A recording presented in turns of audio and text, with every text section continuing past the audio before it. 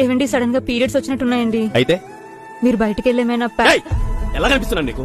నేను నీ మొగుడిని ఆరింగ్ చేసి ఆడతామంటున్నావా? నాకు ఆఫీస్ టైం అవుతుంది, నేను వెళ్తానే. సరే. చిచ్చి ఏంటి ఇది?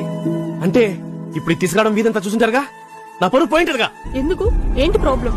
ఎందుకంటే ఇది వరస్ట్ మ్యాటర్ కాబట్టి. స్వాతి ఎక్కడ్రా? ఊరెడిందా? లేదమ్మా, మా కోసం వంట చేస్తుంది. ముందు నేను ఆడదాన్ని, తర్వాతే అత్తని అత్తమ్మని. ఏం జరిగిందో చెప్పమ్మా. అమ్మా ఏంటిది? ఇదేంటో నా కొడుకు తెలియదంట. మీకేమైనా తెలుసా? అమ్మా తెలుసా తెలీదా?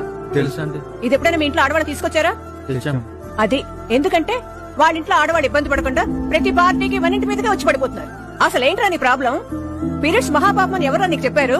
ఈ పీరియడ్స్ వల్ల ఆడది నెలల నరకం అనిపించబట్టే ఈ సృష్టి కొనసాగుతోంది. నీలాంటి వాడి పుట్టుకు కూడా కారణం అదేరా. అసలు ఆ టైంలో ఎంత పెయిన్ అనుభవిస్తామో తెలుసా నీకు? తీవ్రమైన అలసట, ఫ్రస్ట్రేషన్, మూడ్ స్వింగ్స్, ఒకటేంటి ఎన్నో రకమైన ఇబ్బందులు. ఆ టైంలో నువ్వు సపోర్ట్ ఉండడం మానేసి పీరియడ్స్ మహాపాపం అని అవమానిస్తావా? అసలు గవర్నమెంట్ ప్రైవేట్ ఆఫీసులు ఆ 3 రోజులు సెలవు ఇవ్వాలి, అది మా హక్కు. కానీ ఆ హక్కును మేము ఎందుకు వాడతామో అర్థం కావట్లేదు. పూర్వం ఆడవాళ్ళని ఆ 5 రోజులు ఎందుకు దూరంగా కూర్చోబెట్టేవారో తెలుసా? అదేదో వరస్ట్ విషయమని కాదు, కనీసం 5 రోజులైనా ఆడవాళ్ళకి రెస్ట్ ఇవ్వాలని. ఆ 5 రోజుల తర్వాత మానసిక శారీరక శక్తిని పొందుతారు. ఇది చాలా ఓపెన్ గా ఉండవలసిన విషయం. ఎందుకు మన సమాజం దాన్ని సీక్రెట్ గా తయారు చేస్తుందో